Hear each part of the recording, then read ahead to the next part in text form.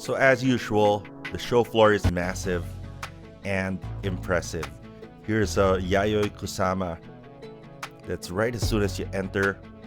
And one of the things that's great about Art Basel is you can get an up-close look and enjoy with all the different variety of works that are here. Like this, for example, is a installation by Suleiman, I believe, from Karachi.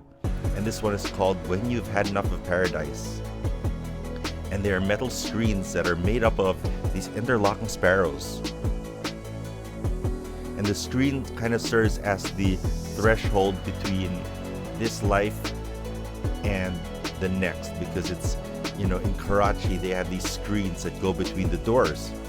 Sparrows kind of symbolize the harbinger of paradise or whatever comes next.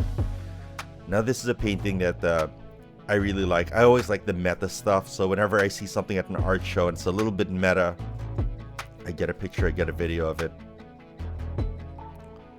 But there is a lot of different kinds of works. This kind of stuff appeals to me.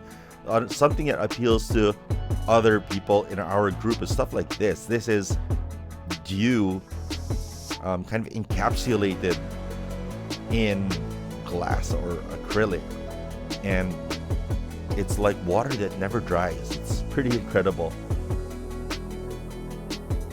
And that's the thing about a show like this, is that there's something for everyone. There's a large variety of works. There's kind of surreal stuff, street art, minimalism. And then there's stuff from countries that you usually would not be able to see. This is one of my favorites from the show on day one, and this is a teddy bear made out of these scraps. They're actually factory scraps of metal. Artist is Sakshi Gupta, and she's actually a female sculptor from India, and the gallery is called Experimenter. Very helpful, and they actually have a large body of work from her, and this is just one that's on display. If you want to know more, they have pictures with. Now, all around the show floor, you actually see tour groups like this, and these are organized by Art Basel, and they're helping people appreciate the art. So it goes to show that this isn't really just a sales event, which most people think of art shows as, but the fair itself really embraces the consumer side and the art appreciation side. This is Kai Kai Kiki, always an impressive display with large paintings. Mr. kind of headlined the show, sculpture, some toys. Now Lehman Maupin, let's go with Lehman Maupin. They're one of my favorite galleries this year. I was not so familiar with their curation throughout the years, but they had a very nice eclectic collection of sculpture and interactive stuff and street art classics. You go in this little room that they had, and this is one of my favorite pieces in the entire show that I saw by Os Gemios, and this is called Love is in the Air.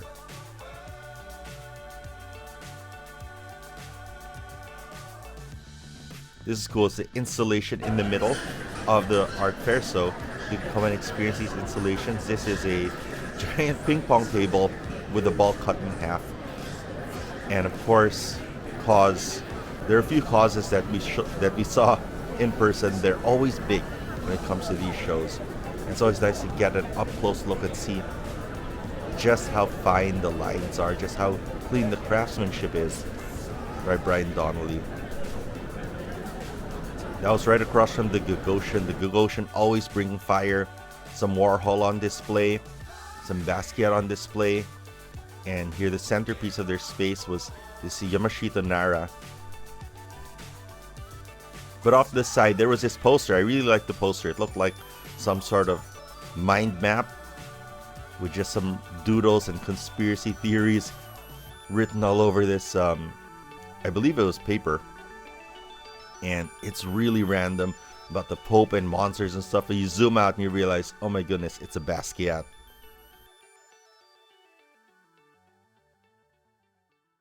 So my feet are tired. It's only been, there are basically 5 lanes to this giant, massive art fair, Art Basel. We've done the first one and the second one, and I don't think I can keep going today. It's a massive show. Now, the reason I wanted to come and do the show today is because it's not uncommon that the stuff that you see on day one, or I think this is actually day -1, the VIP preview, they're just not there when it comes to Friday or Thursday or Saturday. So it's nice to come once, and then we'll be back tomorrow. We'll see if we'll be back another day. But so far, it's been an amazing show. The hits are what you expect. Gagosian, of course, Pearl Lam, amazing gallery. Nika saying Kai Kai Kiki. There's an element of surprise with Kai Kai Kiki because I don't know, I really felt like there's an element of there was stuff that I was used to seeing and I kind of knew what I was going to see. But coming today on the preview day turned out to be really special. Mr. was there. I got to get a picture with Mr. He has a big corner as part of that, as part of their display. And that's the thing with Kai Kai Kiki is it's usually the same artist over and over. So sometimes it's just kind of a refresher or seeing some of the things you've seen before. But they had a bunch of stuff which I had never seen before. Tenga One was there painting live. That was nuts. And he wasn't just painting anything. He was painting one of his most iconic pieces, the one that's made out of, I believe it's fiberglass that's designed to look like cardboard, like corrugated cardboard. It's been ripped up. So that was a really special moment. And it's just day one. We'll be here tomorrow for vernissage. And we'll be here probably at the end of the show. We're going to try and get as much of Hong Kong Art Week as we can. But so far, as the kickoff here at Art Basel, it's really good.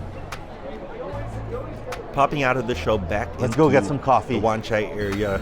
We went around looking for some egg tarts and for a cafe. And this is ROR.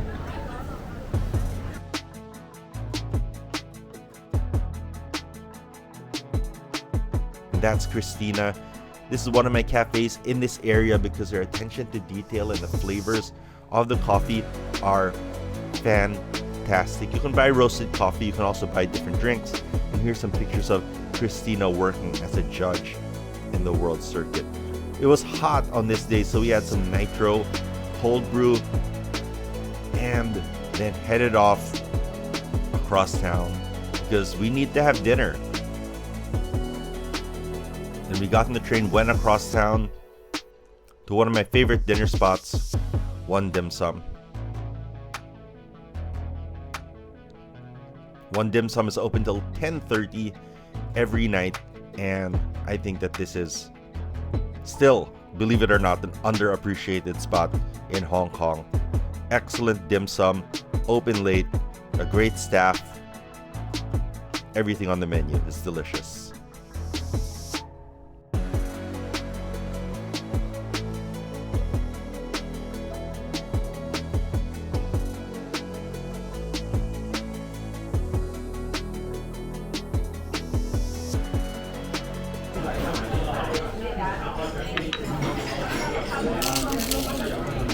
That's right, for sure. Let's get that pinkness. Alright, with full stomachs, we hop back on the train from Prince Edward Station, just south, one stop to Mongkok, because we want to take a few minutes right before Sneaker Street closed to browse some sneakers. And I thought of cutting the video here, but I know you guys want to see it. So let's look at some sneakers. Now, the nice thing about Sneaker Street, this area of Hong Kong, is you can find a lot of silhouettes and colorways that are unique to the Hong Kong China region. Like this is a premium Vormero 5. I never saw back home.